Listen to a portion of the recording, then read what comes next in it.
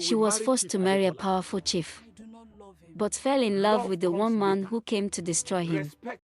On the night the moon turned red, Amina's life was no longer her own. Amina was known across the village for a beauty that went beyond her face. It was in the way she spoke, the way she listened, and the way she made people feel seen. Children followed her like she carried light, and elders often said she was born with a gentle spirit, but in her world, beauty was not freedom. It was a responsibility. And sometimes, it was a burden. One quiet evening, her father called her into the hall. You will marry Chief Adetela. I don't love him. Love does not feed a family, her father said. But I will not be happy, she said, her voice trembling. Happiness comes after duty. This marriage will bring honor and security to this family. Her life was no longer hers to choose. That night, unable to sleep, she walked to the river. The moonlight reflected softly on the water, but her thoughts were loud and restless. You shouldn't be here, a voice said behind her. She turned quickly. And who are you to tell me that? She asked. I am someone who knows danger, he said. And you are standing too close. Close to it. She frowned. I have lived here all my life, she said. There is no danger here. No, because I have unfinished business, he said. The next day, she saw him again, and the day after that, their conversation started small. Do you always come here alone? Yes, she replied. Then came longer conversations. Why do you watch me like that? She asked one evening. Because you don't belong to this life.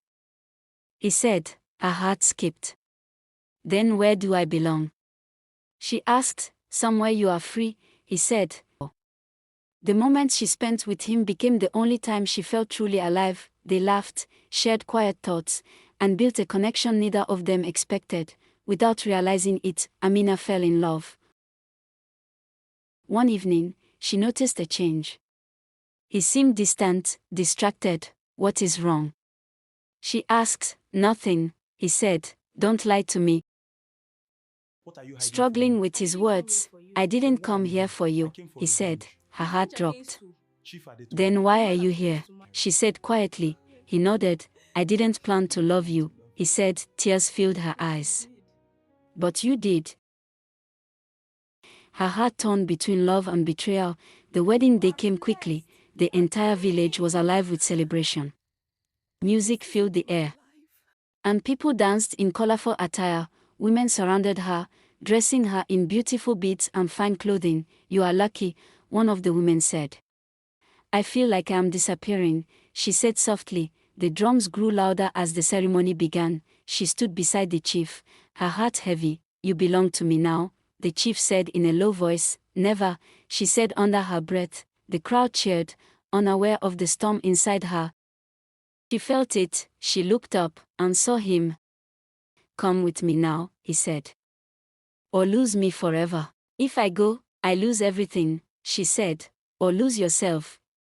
The chief turned immediately. Guards, move. He said angrily. The celebration turned into chaos. People stepped back, confused and afraid. Amina stood frozen for a moment. She looked at her father. She looked at the people who had known her all her life. Then she looked at him, the one person who had shown her another possibility. Tears rolled down her face. I can't live a life that isn't mine, she said. And in that moment, she made her choice. She reached for his hand. And they ran, through the shouting, through the fear, through everything that tried to hold them back. They didn't stop, not when her name was called. He asked, we find a life where no one decides for us.